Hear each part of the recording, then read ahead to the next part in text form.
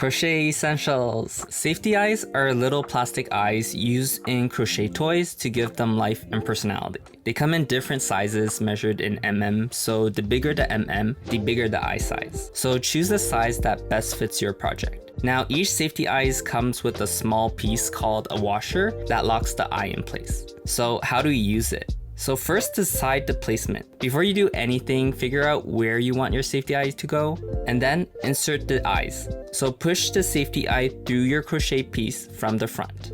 And finally, attach the washer. So flip your project inside out if needed, then push the wide part of the washer onto the back of the safety eyes post.